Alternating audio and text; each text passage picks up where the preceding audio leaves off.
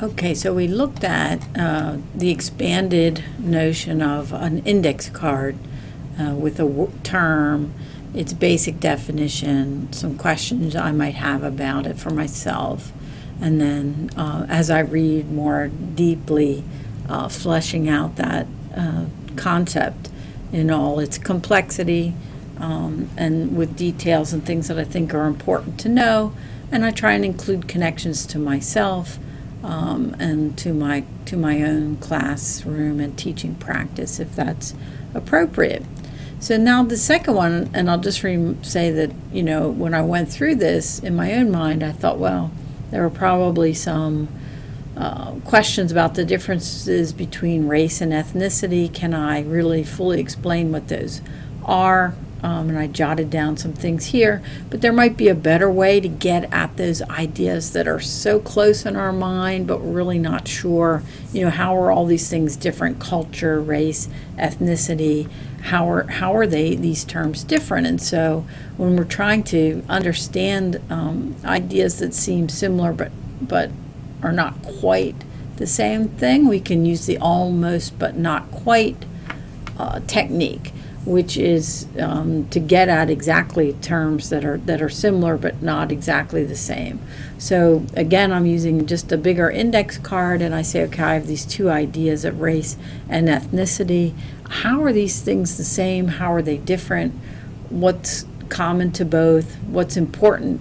What are the important distinctions between the two things? So as I read and I go down and try and understand what these things are, I put the important points of each one here at these bullet points to show, these are the things that are important about race, and these are the things that are important to the definition of ethnicity.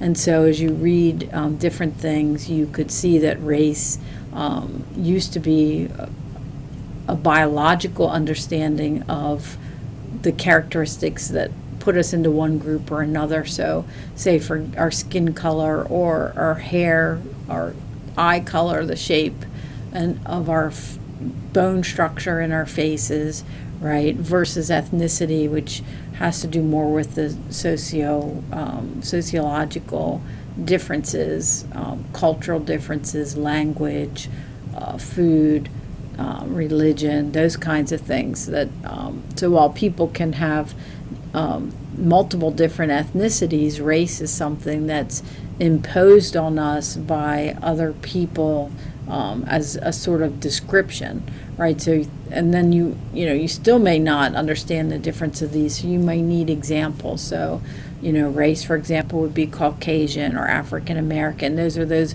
kind of government terms that we used to be described by, right? But what are those problems that have to do with the way we think about race and ethnicity? Are there things that are the same, that are different? How does this play out in the classroom, right, in terms of the problems that people could face based on the ways in which we characterize each other. So, this almost but not quite technique is a good one to choose for yourself when you're trying to differentiate between two ideas that seem or get confused in your mind. The times when you say, well, I always get confused between those two things.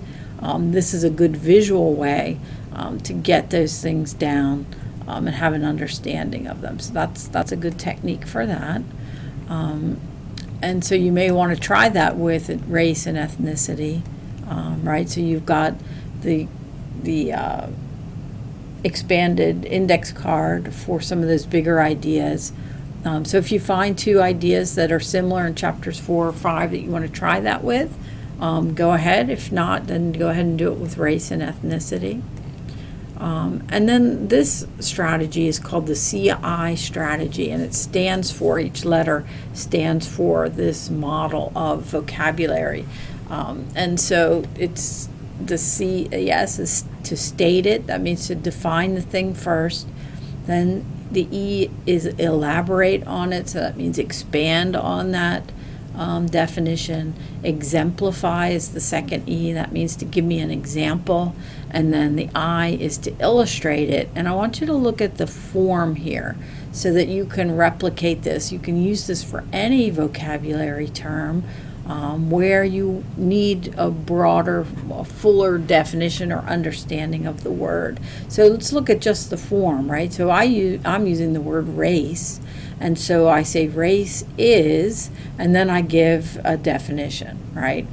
And so you could put anything in here. You could put culture, you could put multicultural education, anything that you are going to define, but notice it's using the verb is, so it's pretty simple. You give the formal definition.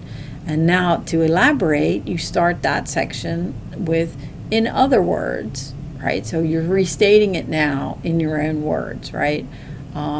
Race is, and so let's look at this to state it. Race is based on visible genetic characteristics of individuals that cause them to be seen as members of the same broad group.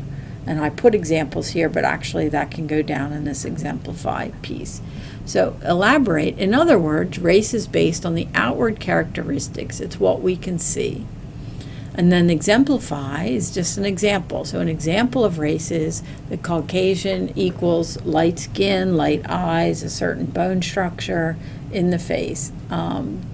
Hair type can also be used. And then illustrated is how, race is like. So it's a metaphor, right, or a simile. Race is like the wrapping of a gift. The wrapping paper and decoration are what we see, but ethnicity describes what's inside, a shared culture of the group to which we belong. So it takes a little work to be able to flesh out these different parts of the definition, but it's worth it, and it also helps to reveal when there's a misunderstanding, right? So if your illustration shows that you don't quite get what that term means, that can help you then to know you need to go back and further understand it, either through better examples or talking to people or getting somebody to explain it to you. So the CI is a really, really nice strategy to use for more complicated terms.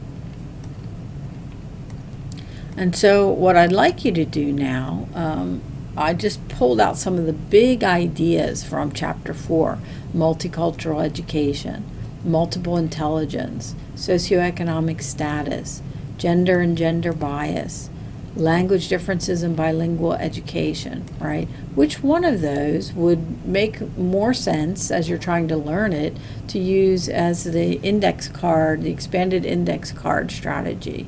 And which one would make more sense in the almost but not quite strategy? Which one of those would make sense to try and work through a CI, right, for those? And so what I'd like you to do is, as you're going through Chapter 4 for this week, and then Chapter 5 for homework, I'd like you to pull out, let's say you do three of each. Have you do 3 of these index cards, front and back, 3 almost but not quite, and 3 CIs. So that's 9 vocabulary words, and there are many more than that, obviously, in Chapters 4 and 5. So spread it out, but I'd like you to use that as your strategy this week as you're working on Chapter 4. I'll see you on Monday, and then you begin Chapter 5 for Dr. Zubak next week. So, split it up. Give me some from Chapter 4 and some from Chapter 5.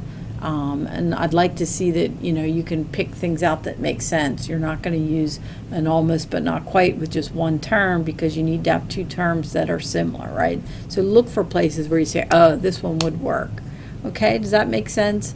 And then go back into your reflections, keep adding to that. We'll work on it together in class as well next week when I see you on Monday. But please bring these. If you don't have to go out and buy index cards. I just took a plain piece of paper and folded it in half widthwise, so you had like what looked like a big index card. And you could just do it on a regular sheet of paper. Don't feel like you have to go out and buy index cards, although it makes it nice to carry them around as you're studying. So you have to do Chapter 4 quiz for Dr. Zubak before you see her for class on Thursday, and then you have me next Monday, and then you have her quiz Monday night for Chapter 5. So this thing just keeps plugging along.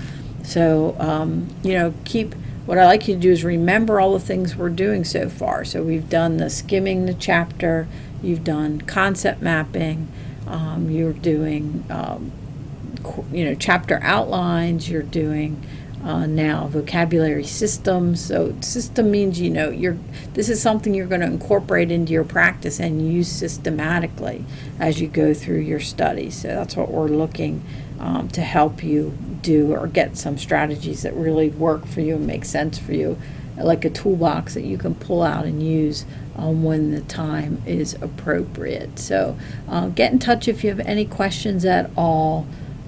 So 9 index cards for me by next Monday, some from Chapter 4, some from Chapter 5, but some from each type. All right, three from each type: the expanded index card, the almost but not quite, and the CI. All right, take care and good luck. Be careful in this weather that's coming up, and we'll see you on Monday.